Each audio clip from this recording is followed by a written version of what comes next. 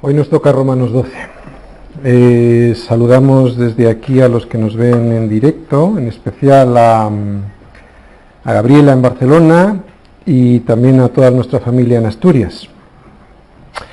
Hoy nos toca Romanos 12. Lo hemos titulado La lógica respuesta y ahora vamos a ver por qué. Fijaros en vuestras Biblias, porque en la mayoría de las Biblias titulan este capítulo como deberes cristianos. Cuando no se entiende el Evangelio, cuando se sacan los versículos de su contexto, cuando lo que se pretende es tener una religión que te obliga, haz esto, no hagas aquello, cuando esa religión te impone desde fuera algo que no va desde dentro hacia afuera, sino al revés, es entonces cuando alguien pudiera pensar que lo que nos va a hablar aquí Pablo ahora son deberes. No son deberes. Lo que vamos a ver aquí hoy es la lógica respuesta espiritual y no forzada, respuesta por amor a las misericordias de Dios. No se trata de una obligación. Los cristianos, aunque os parezca extraño lo que voy a decir ahora, no tenemos obligaciones, no tenemos deberes, tenemos devociones. Lo que hacemos, lo hacemos por amor, porque si no, no nos vale de nada. Hacer algo sin amor, como dice en 1 Corintios 13, no nos vale de nada. Por lo tanto, si haces algo por obligación, aparte de ser una tortura, no te va a ser añadido a tu cuenta, no te va a ser tenido en cuenta. Es una tontería. Ahora, hacer lo que vamos a ver aquí hoy en el capítulo 12 es imposible si no lo haces, si lo haces sin amor, es imposible.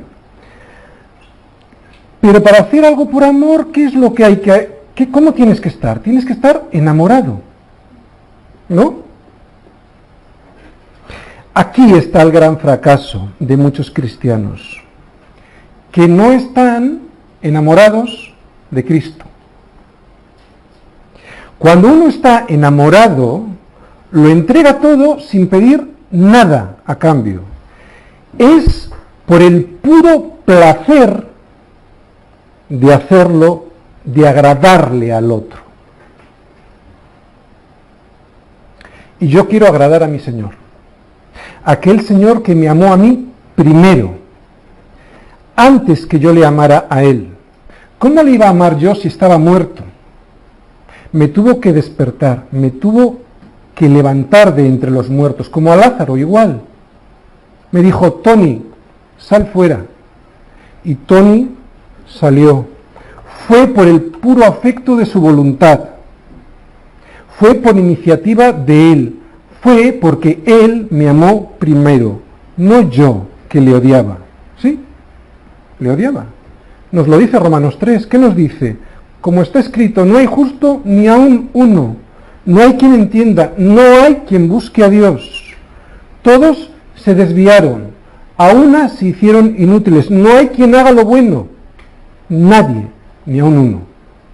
Y siendo enemigo de Dios, porque así era yo, Él me reconcilió con el Padre. Este es mi Señor, el que se entregó por mí hasta la muerte y muerte de cruz, para que yo no tuviera que pasar por ese juicio, para que yo no tuviera que pasar por esa muerte, para que yo no tuviera que pasar por esa separación eterna con Dios. Oye, ¿necesitas más razones para estar enamorado? La lógica respuesta. Pablo va a darnos una serie de pasos. Y yo lo he dividido en 3 partes. La primera es la lógica respuesta para con Dios. Es el primer paso. Versículo 1. Leemos. Así que, hermanos, os ruego por las misericordias de Dios que presentéis vuestros cuerpos en sacrificio vivo, santo, agradable a Dios, que es vuestro culto racional. Así que, dice Pablo, Así que, ¿qué? Pues después de todo lo que os he contado, dice Pablo, he estado 11 capítulos contándoos doctrina, llenos de doctrina. Ahora nos la va a resumir en conclusiones muy prácticas. Así que os ruego, o sea, ponte en marcha, no te quedes parado. Ponte en marcha porque te voy a decir algo, pero no te pongas en marcha por lo que yo te voy a decir, sino por las misericordias de Dios. ¿Has descubierto su misericordia en tu vida? Porque, hermanos, si no has descubierto las misericordias de Dios, será imposible que actúes por las misericordias de Dios. Actuarás en todo caso por religión, por egoísmo, pero nunca por fe, nunca por amor. Muchos ya hemos descubierto las misericordias de Dios. Y al descubrirla, yo acepté que Jesucristo murió por mí en la cruz y por lo tanto me justificó. Y el segundo paso, ¿recordáis? Me santificó, o sea, me sacó de las tinieblas a su luz admirable. Y ahora ya no vivo yo, sino que vive Cristo en mí, vivo en el Espíritu. Y tercero, vislumbro algo en el futuro. Por cierto, en un futuro muy cercano, no vamos a durar todos mucho aquí, unos más que otros, pero enseguida viene nuestro juicio delante de Dios, ¿no? Y yo vislumbro ya la glorificación, o sea, que me glorificará con un cuerpo en el que el pecado ya no esté presente. Y todo esto a través de Jesucristo. Esto es el resumen de las misericordias de Dios. Si has descubierto todo esto en tu vida, responderás de esta manera en la que Pablo nos va a hablar en este capítulo 12 de Romanos. Por lo tanto, y como respuesta a estas cosas que ya conozco, o sea, las misericordias de Dios para mi vida, mi adoración es la entrega de todo mi ser, de todo mi cuerpo, de todo lo que soy, de todo lo que tengo. En este versículo 1 nos va a hablar de adoración. ¿Sabéis que adoración no es lo que hacemos en el culto dominical cuando estamos en la alabanza? Eso no es adoración. Es presentar nuestros cuerpos en sacrificio vivo, santo y agradable a Dios. Cuando decimos y cantamos, Señor, te entrego todo mi ser, te entrego todo mi corazón, muchas veces no sabemos ni lo que decimos, porque en realidad entregar el corazón es entregar todo mi ser. El corazón es el centro de mi ser, de mi voluntad. Y si yo le entrego el corazón, ¿qué le estoy entregando? El cuerpo. Cada uno de mis miembros. Por eso entrego mi cuerpo. ¿Y cómo son las características de esta entrega? De este sacrificio. Fijaros, dice, vivo, santo y agradable. ¿Por qué es vivo? Porque no es una ofrenda de un animal muerto ya, sino todo mi ser, todo mi yo. Eso es lo que entrego. Y ahora ya vivo, no muerto como antes en mis delitos y pecados. Santo, apartado, para Dios. Escucha bien esto. Apartado. Dios es un Dios celoso. No quiere compartirte con nadie. Por eso te dice que tiene que ser santo, para Él. Y agradable. Este tipo de sacrificio no solo lo acepta Dios, sino que además le resulta agradable a Dios. Muy agradable. Por lo tanto, cuando te presentas vivo, santo y agradable, es cuando lo que estás celebrando es un culto racional. Y nos lo dice Pablo. La palabra que utiliza es lógicos en griego. O sea que Pablo nos dice que hacerlo de esta manera, vivo, santo y agradable, es hacerlo de manera lógica, inteligente, espiritual. Es razonable. Versículo 2. No os conforméis a este siglo, sino transformaos por medio de la renovación de vuestro entendimiento para que comprobéis cuál sea la buena voluntad de Dios agradable y perfecta. Lo hemos leído muchas veces este versículo. Os propongo una cosa. Vamos a leerlo al revés, para darle un nuevo enfoque. Mirad. Para que comprobéis cuál sea la buena voluntad de Dios agradable y perfecta, no os conforméis a este siglo, sino transformaos por medio de la renovación de vuestro entendimiento. Muchos cristianos no han descubierto todavía cuál es la voluntad de Dios y que es buena, agradable y perfecta. No lo han descubierto. ¿Sabéis por qué? Porque en realidad no han descubierto la voluntad de Dios, solo han descubierto su voluntad, su propia voluntad. Oye, ¿y por qué hay gente que se llama cristiana y no ha descubierto cuál es la voluntad de Dios? En todos los casos que yo conozco, ya sea que aconsejes en México, en los Estados Unidos y en España, siempre es porque no hemos entregado todo lo que somos. Siempre es porque me he quedado y me he guardado algo para mí. Algo en lo que Cristo no entra. Algo en que Cristo no es el Señor. Algo para mí solamente. Me he reservado una parte, y es una parte muy importante muchas veces de nuestra vida. Esto que voy a decir ahora no tiene que servir de disculpa, ¿de acuerdo? Pero es verdad que nadie hace una entrega total. Es muy difícil. De hecho, el propio Pablo ni siquiera lo consiguió. Ahora bien, la diferencia entre un discípulo de Jesús y un cristiano nominal es que el primero, esto de lo que estamos hablando de la entrega total, lo tiene como meta. Lo quiere conseguir. Lucha constantemente por conseguirlo.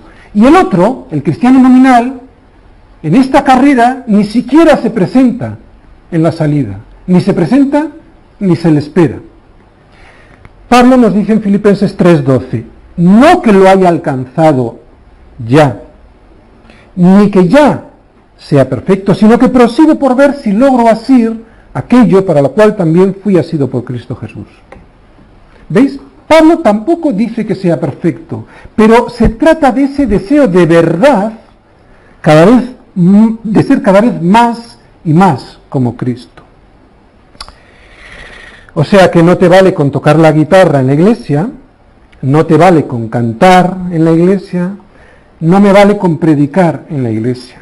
Esto no es presentar mi cuerpo en sacrificio vivo, santo y agradable. En realidad, hacer estas cosas debiera ser la consecuencia de este estilo de vida del que estamos hablando, y es un estilo de vida diferente. Yo no digo mentiras, o por lo menos no recuerdo decir mentiras, ¿vale? Pero sí canto muchas mentiras. Señor, me entrego a ti. Todo lo que soy, mi vida y mi corazón, tuyos son. ¿Te imaginas a Dios escuchando estas mentiras? ¿Qué harto tiene que estar de mí? Esto no es un culto racional ni un sacrificio vivo. Por ello, Pablo, antes de enseñarte los pasos para hacer este culto, para hacer de ti un sacrificio vivo, te explica que tienes que transformarte a la imagen de Cristo, no conformarte a la imagen del mundo. Fijaros lo que dice, conformarte a este siglo no lo hagas, sino transformarte por medio de la renovación de tu entendimiento. Aquí hay dos palabras clave. ¿Cuáles son? Conformar y transformar. Conformar, ¿qué es? Tomar la forma de algo, ¿no? Tomar la forma, dejarse moldear por el mundo. ¿Sabes cuándo te has dejado moldear por el mundo? Cuando hablas igual que el mundo. Cuando sientes igual que el mundo. Cuando ves las mismas cosas que ve el mundo y no te avergüenzas. Cuando piensas que la escritura está anticuada y tú eres muy moderno.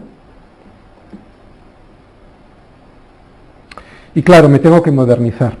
Cuando pasan estas cosas es cuando ya te has conformado a este mundo. Cuando has tomado la forma que el mundo quería darte. Y sin embargo Pablo te dice que te transformes. Fíjate, no usa la misma palabra, no dice que te conformes, dice que te transformes. Es todo lo contrario, esto implica una transformación, un cambio radical desde dentro hacia afuera, es un cambio interior.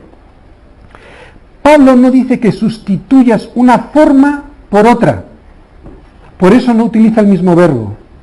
No dice que te conformes a Cristo, dice que te transformes. No pide que cambies una forma por otra, pide que sea una transformación, o sea, un cambio interior. Como decíamos antes, es un estilo de vida y un estilo de vida diferente. Por eso Pablo ahora nos va a enseñar cómo hacer este estilo de vida diferente, cómo podemos llevar a efecto. O sea, Pablo va a hacer algo muy interesante para nosotros. No solo nos va a enseñar la meta, sino nos va a enseñar el camino, cómo debemos de andar. Y esto es de agradecer. Ahora bien, esto no nos valdrá de mucho si no obedecemos. Y sobre todo si los versículos 1 y 2 que estamos mirando los pasamos por alto. Se necesita obediencia, es verdad, pero tiene que ser en amor. Es entonces cuando ya no somos obligados a hacer algo, sino nos sentimos devoción por hacer algo. No hago algo por obligación, sino lo hago por devoción. Mirad, ser miembros unos de los otros, servirnos unos a otros, tener amor sin fingimiento, aborrecer lo malo y seguir lo bueno, esto es imposible si es por obligación.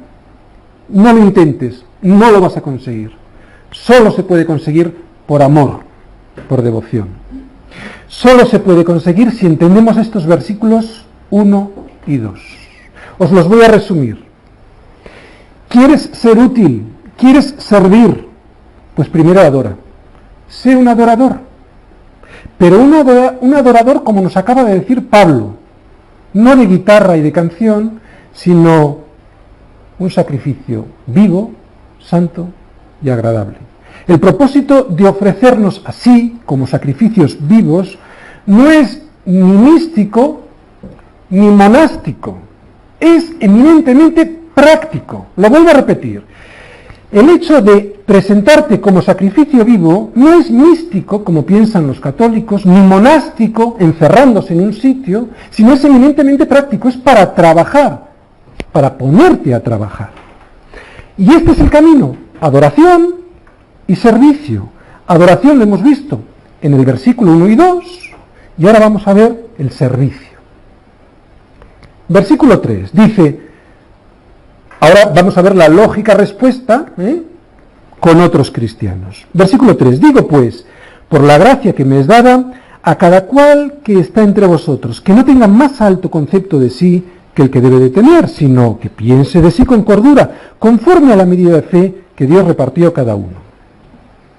Pablo dice lo siguiente, digo pues por la gracia que me es dada. O sea, Pablo tiene autoridad apostólica, lo dice con autoridad, a cada cual que está congregado de entre vosotros. Está hablando de la congregación en Roma, pero en realidad ahora mismo nos está hablando a nosotros, a los que estamos congregados en Semilla de Mostaza. No tengamos más alto concepto del que debemos de tener. ¿Sabes por qué? Porque haremos el ridículo. Delante de Dios, sobre todo, pero también delante de los hombres. No pienses que eres el único que tiene dones. La persona que tienes al lado también tiene dones. Ahora nos va a hablar de dones espirituales. Sigue diciendo, sino que piense de sí con cordura. ¿Qué quiere decir con cordura? Con moderación. Conforme a la medida de fe que Dios repartió a cada uno. Dios repartió a cada uno de sus hijos dones. Y nos está diciendo que nos ha sido dado. ¿Te has dado cuenta? Nos ha sido dado.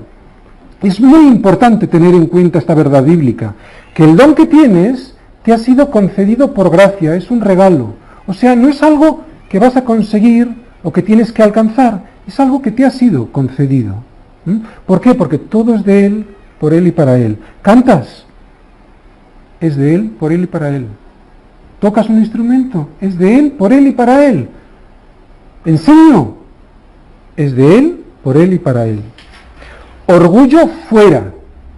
No debo tener más alto concepto de mí mismo del que debo de tener, nos dice Pablo. Versículo 4 y 5. Porque de tal manera que en un cuerpo tenemos muchos miembros, pero no todos los miembros tienen la misma función, así nosotros, siendo muchos, somos un cuerpo en Cristo, y todos miembros los unos de los otros. Un pie no es más importante que un ojo. ¿Sí o no? ¿De qué le vale al ojo ver dónde quiere ir si no tiene un pie que le pueda llevar? Estos versículos son muy fáciles de entender. Pablo nos pone un ejemplo muy gráfico. Así que yo no voy a estropear este ejemplo esta buena ilustración no la voy a estropear. Sí os voy a decir algo que no se entiende muy bien normalmente en las iglesias. Y es que unidad, y aquí nos está hablando de unidad, no significa uniformidad. No tenemos todos los mismos dones. Además, algo muy importante, incluso si tú y yo tuviésemos los mismos dones, has de saber que este don opera en mí de manera diferente a cómo opera en ti. Todos somos miembros de un mismo cuerpo, pero no todos tenemos la misma función. Como decimos, este versículo 5 habla de unidad. ¿Y cómo es esta unidad? Nos dice que es en Cristo. Atención, esto es muy importante, solo hay verdadera unidad en Cristo. En la iglesia, en tu matrimonio, en tu amistad, si quieres unidad, siempre tiene que estar Cristo en medio. Por eso cuando algunas iglesias hablan de unidad saltándose a Cristo, consiguen un ecumenismo en el que intentan conciliar la luz con las tinieblas, y sabemos que eso es imposible. Tú no puedes conciliar la luz con las tinieblas. Vamos a leer otra vez este versículo, el 5, pero ya en clave interna, como semilla de mostaza. Así nosotros, semilla de mostaza, siendo muchos, bueno, aquí no es que seamos muchos, ¿no? Pero Dios nos ama mucho. Somos un cuerpo en Cristo. Chicos, somos un cuerpo en Cristo. Lo vuelvo a repetir, en Cristo. Solo hay unidad en Cristo. Nuestra iglesia estará unida cuando nuestro interés sea únicamente Cristo. Cuando empecemos a hablar de negocios, cuando empecemos a hablar de irnos de viaje, o de ir al campo, o de, yo qué sé, de acción social, y en todo esto no esté Cristo, en ese momento dejaremos de ser uno con Cristo y nos convertiremos en un club social. Este versículo 5, como os digo, habla de unidad. Y el Señor nos dijo en Mateo 12:25 que todo reino dividido contra sí mismo es asolado, y toda ciudad o casa dividida contra sí misma no permanecerá. Qué curioso. ¿Sabéis por qué somos un verdadero compañerismo cristiano? Porque hemos hecho de Cristo nuestra unidad, nuestra comunión. Porque solo en Cristo hemos reconocido que somos uno. Y todos miembros los unos de los otros. Solo eres un miembro de entre otros muchos. No te creas algo, Tony. Yo te he puesto ahí, me dice el Señor, pero me recuerda que soy uno de entre otros muchos. Un cuerpo cuya cabeza es Cristo. Y al contrario, tampoco te quedes sentado. No te quedes sentado porque también eso es orgullo. Ni personalismo, ni tampoco te quedes sentado. Cualquiera de las dos actitudes son actitudes orgullosas. Tanto es orgullo quedarse con el balón y no pasárselo al compañero para que meta gol, como quedarse en casa y no jugar el partido. Si te quedas sentado, entonces ya no serás miembros los unos de los otros. ¿De acuerdo? Pablo nos va a empezar a hablar de dones. 7 dones. Dones no significa habilidades en la carne. Lo que es nacido de la carne, carne es, y lo que es nacido del espíritu, espíritu es, nos dice en Juan 3:6. Los dones son habilidades impartidas por el Espíritu Santo. Y para demostrarlo, podríamos ir a 1 Corintios 12:4, donde dice, ahora bien, hay diversidad de dones, pero el Espíritu es uno. Si os dais cuenta, aquí hace una unión entre los dones y el Espíritu Santo. Una unidad de acción. No es algo que consigues el don, no es algo que consigues tú trabajándolo, es algo que te ha sido regalado, que te ha sido dado de manera inmerecida. No es una meta a alcanzar, no es un logro que conseguimos. Vamos a ver estos dones, versículos 6, 7, 8. De manera que teniendo diferentes dones, según la gracia que nos es dada, si el de profecía, úsese conforme a la medida de fe, o si de servicio, en servir, o el que enseña, en la enseñanza, el que exhorta, en la exhortación, el que reparte, con liberalidad, el que preside, con solicitud, el que hace misericordia, con alegría. Dones, no estamos hablando de funciones, no estamos hablando de ministerios. Los ministerios se ven en Efesios 4, apóstoles, profetas, evangelistas, pastores y maestros. Aquí estamos hablando de dones, y yo no voy a abundar mucho en esto, porque me parece mucho más interesante para nuestra iglesia lo que hemos visto en los versículos 1 y 2. Ahí hemos profundizado bien, porque si no entendemos bien los versículos primeros, los de la adoración a Dios, estos no los podremos llevar a efecto. Aún así diré algo, estos dones son regalos, como decimos, y son dados desde el cielo, no los consigues tú. Y solo se pueden poner por práctica de una manera genuina cuando lo hacemos, como siempre estamos diciendo, por amor. Si lo hacemos de una manera profesional, Dios no va a soportar, no va a aguantar ese ministerio, no estará sosteniéndote. Los dividimos en dos partes: difusión de la palabra de Dios y distribución del trabajo. Difusión de la palabra de Dios, profecía. ¿Qué hace la profecía? Declara la verdad. Y dice, la profecía úsese conforme a la medida de fe. Oye, ¿y cómo viene la fe? ¿Os acordáis? Por el oír. ¿Y el oír qué? La palabra de Dios. O sea, que no me digas algo que contradice la palabra. Si tienes un don de profecía, dime capítulo y versículo. Servicio. Demuestra o muestra la verdad que se supone que has aprendido. ¿Cómo se manifiesta este servicio?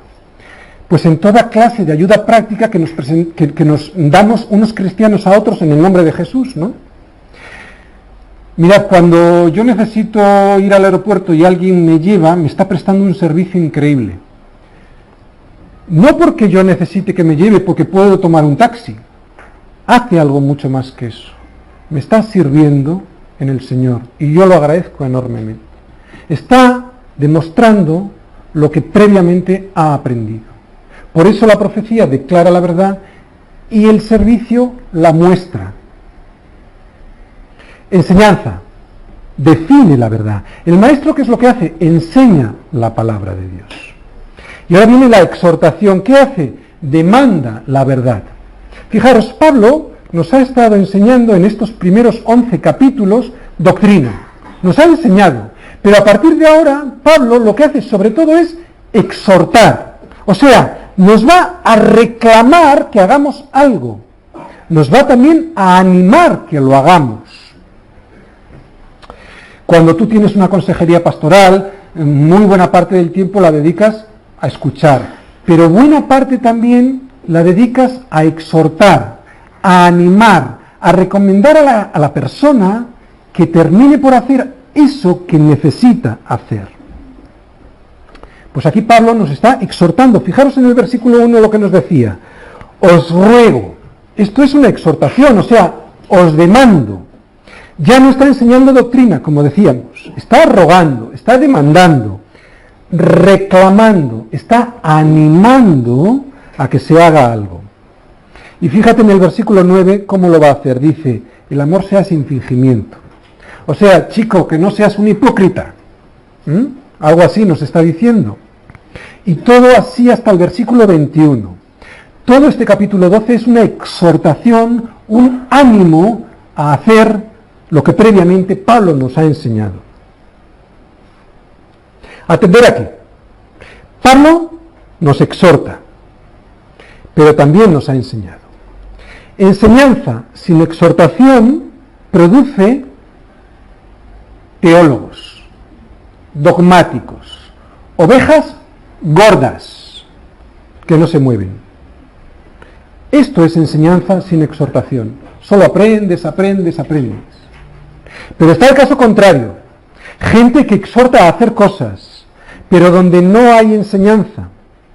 Esto solo produce activismo, de lo que está lleno muchas veces las iglesias. Gente que hace, y que hace, y que hace, pero que no sabe ni por qué lo hace, ni para quién lo hace. Gente en la que el Espíritu Santo está ausente, y aquí ya están las ovejas raquíticas, hambrientas de la palabra, a las que se les dan versículos sueltos sin su contexto, sin una panorámica bíblica que les haga ver toda la verdad.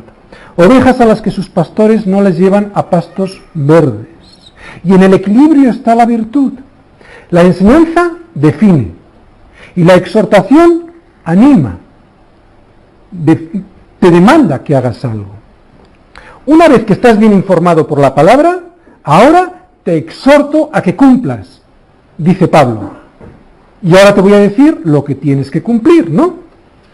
Bueno, seguimos viendo los dones. Distribución del trabajo. Repartir. ¿Qué es repartir? Pues el que da. ¿Y cómo lo ha de hacer el que reparte? Dice ahí con liberalidad.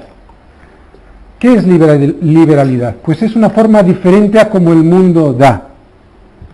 O sea, con amor, sin esperar nada a cambio. O sea, como lo hizo Jesús, ¿no? Que es nuestro ejemplo. Es dar con liberalidad, es dar de una forma extravagante, como lo hizo Jesús. O sea, hermano, reparte, da y olvídate. No esperes las vueltas. No des con motivos ocultos. No lo hagas, pues, con amor fingido. Debemos honrar a Dios con nuestros bienes. Donde está tu tesoro, está tu corazón, nos decía Salva antes, ¿verdad? ¿Qué nos quiere decir esto? Que las finanzas también son un asunto espiritual. Y cuando estamos hablando de repartir, estamos hablando de dar. Y cuando estamos hablando de dar, estamos hablando de dar cosas materiales. El cristiano que reparte debe hacerlo con liberalidad. Da de sí y no para sí. Presidir. ¿Qué es presidir? El que dirige, el que da rumbo, el que ejerce un liderazgo. ¿Cómo tiene que hacerlo? Con solicitud. ¿Qué significa? Oye, mira, pues que los cristianos no vagos, no somos flojos.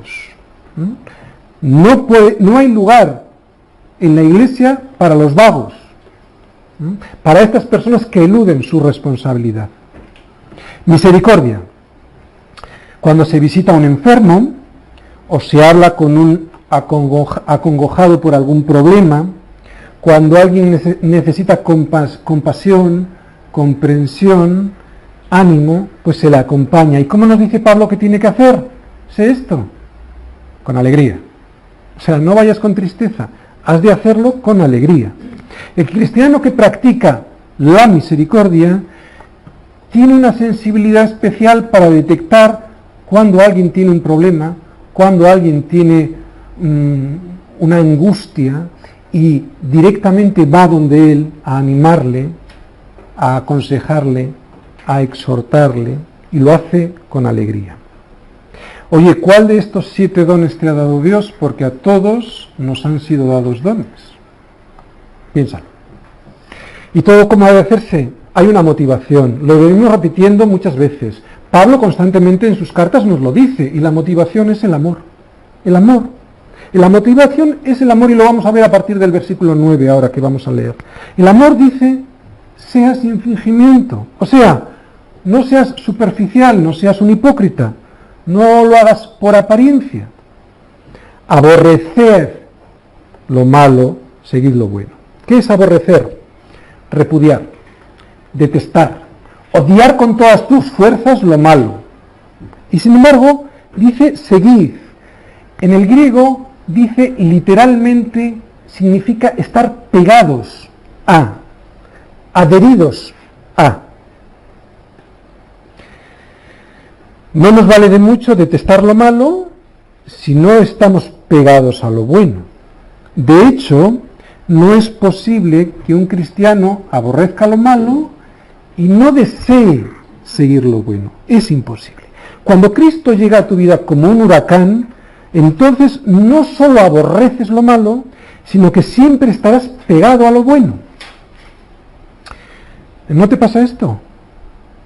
Pues habría que mirarlo. no solo debemos de aborrecer lo malo, debemos de estar pegados, adheridos, deseando lo bueno. Si no deseas fervientemente adherirte, pegarte a lo bueno, a lo que la Escritura nos declara como cosas que anhelar, y que tú y que yo ya sabemos cuáles son, entonces tu corazón será de doble ánimo, y tu amor será un amor hipócrita y con fingimiento. ¿Recordáis cómo es el corazón de un cristiano? Es un corazón de carne. Nos fue cambiado el corazón de piedra por uno de carne. O sea, un corazón que desea siempre lo bueno. ¿Hay alguien hoy en Semilla de Mostaza que tiene en su corazón algo que le hace amar con fingimiento? Busca a Cristo y mira lo que hizo por ti Cristo en la cruz. Y verás cómo lo que supuestamente tienes en contra de alguien no es nada comparado con la deuda que te ha sido perdonada. Versículo 10, vamos a leer. Amaos los unos a los otros con amor fraternal, en cuanto a honra, prefiriéndoos los unos a los otros. Este versículo literalmente del griego dice lo siguiente: en amor fraternal, mostrando afecto familiar unos a otros. Amor fraternal, Filadelfia. Aquí en la iglesia, y cuando yo voy a otra iglesia, siempre me siento como en casa. ¿Por qué? Porque me aman con amor familiar. Y eso es lo que Pablo nos dice que tenemos que hacer. Sentirnos hermanos unos de los otros. Y fijaros, nosotros aquí no usamos la palabra hermanos en un sentido religioso. Para nosotros, la palabra hermano es amor fraternal.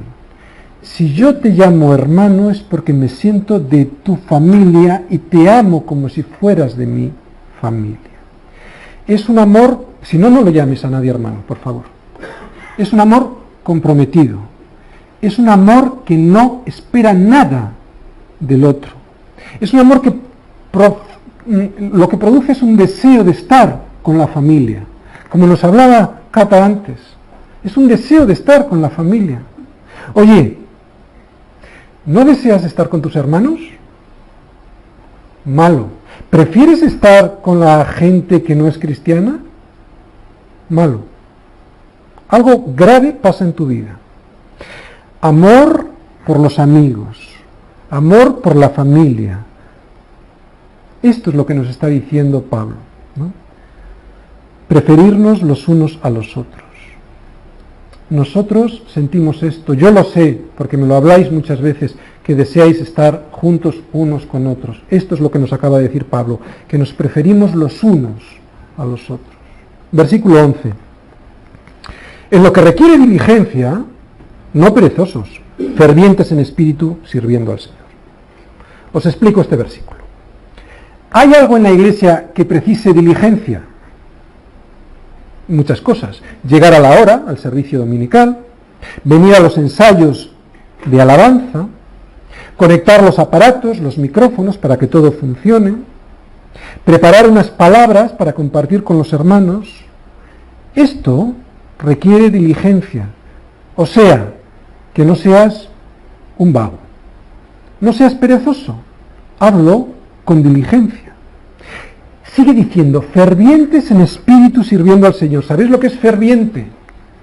Ferver, hervir, ferviente, hirviendo. Nuestro espíritu ferviente para servir al Señor como esclavos, doulos, voluntariamente al Señor. Ni fríos ni tibios, que es lo mismo. Ser frío y ser tibio para el Señor es lo mismo.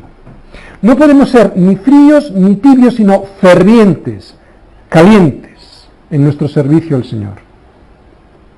La verdad no es una filosofía, esto es la verdad, no es una filosofía, tampoco es un concepto. La verdad es una persona y nosotros conocemos a esa persona que es Jesucristo. Versículo 12. Gozosos en la esperanza, sufridos en la tribulación, constantes en la oración. Yo veo gozo en los verdaderos cristianos, gozo en la esperanza que es en Cristo Jesús, gozo en la confianza, en la esperanza segura que tenemos, que es que Dios es fiel con nosotros. Constantes en la oración. Mirad, los varones tenemos la experiencia de ver cómo en nuestras reuniones de oración sirven para estar preparados y luchar contra la desesperanza y contra las cosas negativas que la tribulación produce. Salimos de nuestras reuniones de oración plenos, gozosos, esperanzados. Por eso somos perseverantes en la oración y constantes, porque sabemos que necesitamos estar en oración. Yo creo que esto también ocurrirá en la reunión de oración de mujeres. No estoy allí, pero me imagino que pasa lo mismo. Versículo 13, compartiendo para las necesidades de los santos, practicando la hospitalidad. Compartiendo, koinonía. ¿Qué es esto? Es participar con, tener en cuenta con, tener comunión con, formar parte en algo. O sea, compartir los unos con los otros, lo que hacemos cuando nos reunimos los hermanos, tenemos koinonía. Y dice compartiendo para las necesidades. Ver a mi hermano que necesita algo de mí y compartir con él de lo mío es un placer. Ver que puedo aliviar su necesidad es un placer. Si lo ves como una obligación, malo. Si no disfrutas cuando compartes para las necesidades de tus hermanos, malo. Practicando hospitalidad, o sea, siendo hospedadores. Filoxenian, amor a los extranjeros. Esta es la palabra hospitalidad, amor a los extranjeros. Pablo era un gran viajero y sabía de la gran necesidad de ser hospedado cuando viajaba. Hoy no hay tantas dificultades de sentirse, de buscar un hostal, de sentirse hospedado. Pero hay una necesidad que sigue siendo la misma que en los tiempos de Pablo. ¿Cuál es? Es la de sentirse como en casa. Sentirse acompañado, hospedado, bendecido por los hermanos. Y aquí nos está diciendo practicando la hospitalidad, o sea, el amor al extranjero. Sentirse acogido, sentirse querido, sentirse como en familia, es lo que nos está diciendo Pablo. Y esto tiene que ser un placer, no lo podemos hacer por obligación. Es un placer. Las bendiciones que nos perdemos por no poner en práctica esta comunión, esta koinonía, esta hospitalidad, son muy grandes. Y atención, el hábito de no hacerlo, o sea, el hábito de no practicar la hospitalidad, produce en nosotros una cada vez mayor desgana de hacerlo y nos convertimos cada vez más y más egoístas. No solo tienes que responder con alegría cuando se te pide hospitalidad, es que además la tienes que ofrecer sin que se te pida.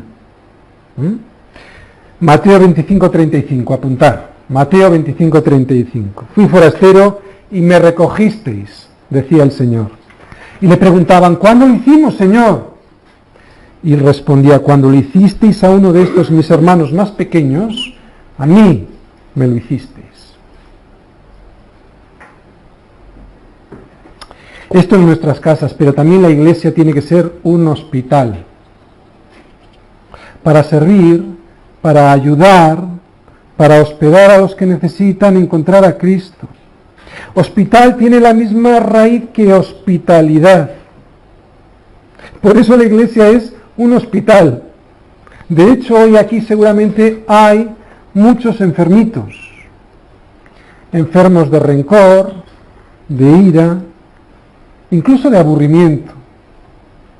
Pues la iglesia de Semilla de Mostaza está para ayudarte, para sanarte. Es un hospital. La iglesia es el lugar ideal para que seas sanado. Muy bien, hemos visto la lógica respuesta para con Dios, la lógica respuesta para con otros cristianos, y ahora vamos a ver la lógica respuesta para con los extraños.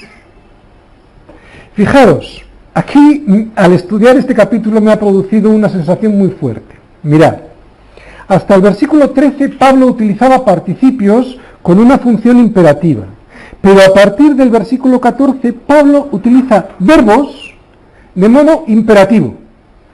Curioso, ¿no? Ahora que está hablando de los de afuera, todavía Pablo va a ser más enfático. Y si no, mirad el primer versículo, que es un verbo en imperativo.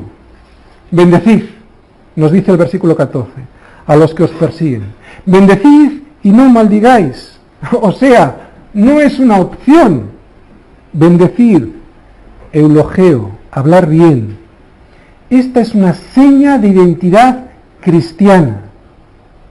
En nuestra iglesia no debería haber nunca lugar para la maldición. Jamás.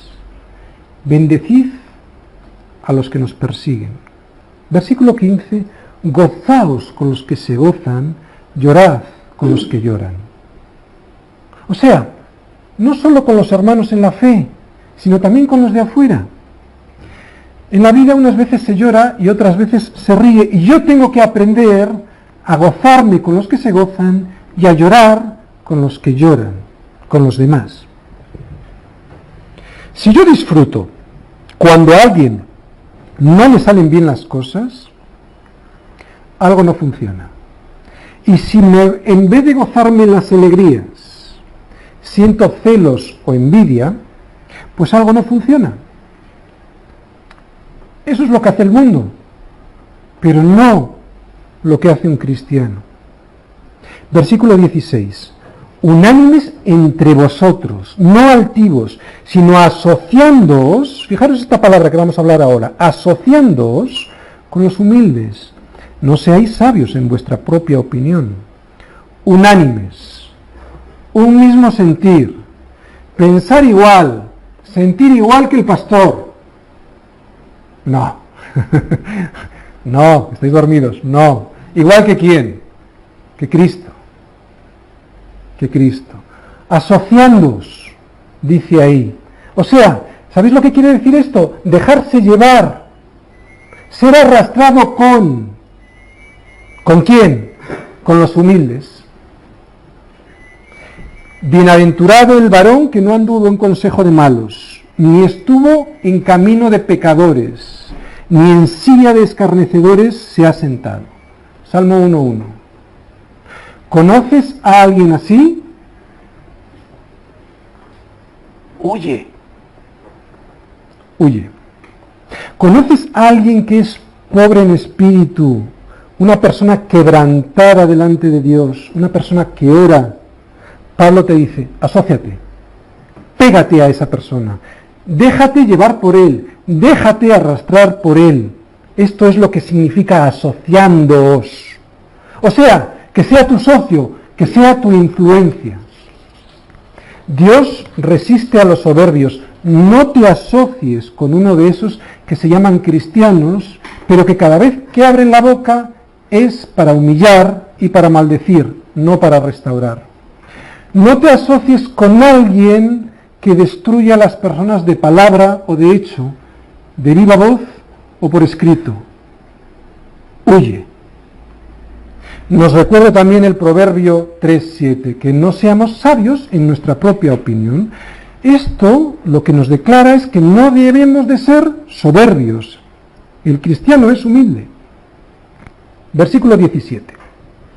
No paguéis a nadie mal por mal, procurad lo bueno delante de todos los hombres. Oye, a nadie. Y a nadie es a nadie. Incluso en el Antiguo Testamento, aquel mandamiento de ojo por ojo se refería a la administración de la justicia criminal por parte de la fuerza pública. No era una cuestión de venganza personal. De hecho, precisamente de lo que trataba era de desalentar esta venganza personal. Hay varios proverbios que desalientan esta venganza personal. Si queréis tomar nota, está, por ejemplo, el proverbio 20:22 y el proverbio 24:29. Y sobre todo Jesús nos advirtió muchas veces contra este pecado. Y ahora Pablo nos lo está recordando ¿Por qué? Porque un espíritu vengativo destruye al cristiano. Fíjate, un espíritu vengativo no es que destruya al de enfrente, es que te destruye a ti. Versículo 18. Si es posible, en cuanto dependa de vosotros, estad en paz con todos los hombres. El cristiano debe hacer todo lo posible para estar en paz con todos los hombres. Sin embargo, Pablo nos recuerda aquí y reconoce que existe la posibilidad de que en este intento no salga bien, se frustre, porque hay otros hombres que, o por odiar a Cristo, o por repudiar el Evangelio, o incluso porque llamándose cristianos pero no lo son, hagan que lo que tú deseas no se lleve a efecto. Versículo 19. No os venguéis vosotros mismos, amados míos, sino dejad lugar a la ira de Dios, porque escrito está: mía es la venganza, yo pagaré, dice el Señor. No te defiendas a ti mismo. ¡Qué difícil! Pero no te defiendas a ti mismo. Es difícil, pero qué práctico. Dejar que sea Dios quien juzgue a los hombres es lo más sabio que podemos hacer con aquellos que nos hacen daño. Ya no me preocupo yo de restaurar mi honor, lo va a hacer Dios. Qué sabio y qué práctico. Debemos de dejar paso a la ira de Dios y no ejercer nuestra propia ira, porque nuestra ira está distorsionada por el pecado, pero la de Dios no. La de Dios es una ira santa y justa. ¿No entiendes bien este versículo? Pues Pablo te lo va a poner más fácil en el siguiente versículo. Mira el 20. Así que, si tu enemigo tuviera hambre, dale de comer, y si tuviera sed, dale de beber, pues haciendo esto, ascuas de fuego amontonarás sobre su cabeza. Esta es la gran diferencia entre el mundo y los cristianos. Y el mejor ejemplo, como siempre, es Cristo. Dios envió a morir a su Hijo para salvarnos a nosotros, que éramos sus enemigos. ¿Qué es ascuas de fuego? Carbones encendidos sobre su cabeza.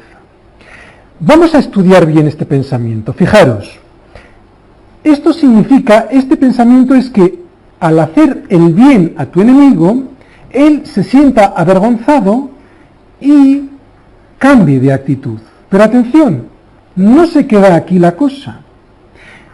Se arrepiente y se convierte en tu amigo. Y aún hay más. Esto no lo has de hacer para humillar a tu hermano. Lo has de hacer por amor. Lo has de hacer para salvarle. Lo has de hacer para restaurarle. Y aquí hay una gran diferencia. Acumular ascuas de fuego sobre la cabeza no es para humillar al otro, sino para restaurarle, para salvarle. Versículo 21. No seas vencido de lo malo, sino vence con el bien el mal. ¿Qué nos está diciendo Pablo? Que no seas un perdedor. ¿Y cómo lo consigo? Pues teniendo una vida diferente, un estilo de vida absolutamente diferente, como nos habla en Romanos 12. Y solo descubrirás que funciona cuando obedeces, y cuando obedeces por amor, cuando lo pones en práctica por fe. No hay otra manera. Solo descubrirás que el mal se vence con el bien cuando dejes de creer en Dios y le empieces a creer a Dios. Si has fallado a un hermano, el mejor lugar para poner en orden las cosas con él y con el Señor es aquí, en la iglesia. Disfruta de sentirte como su hermano, de tu hermano. Disfruta del amor de Cristo en tu corazón. No des lugar al rencor, no seas vencido, sé un ganador, no seas un perdedor. Vence con el bien el mal.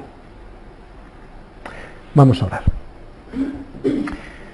Señor, gracias por tu palabra, gracias por todas las cosas que de ti aprendemos todos los días que nos acercamos con el corazón contrito y humillado y humilde, Señor, intentando aprender tu palabra.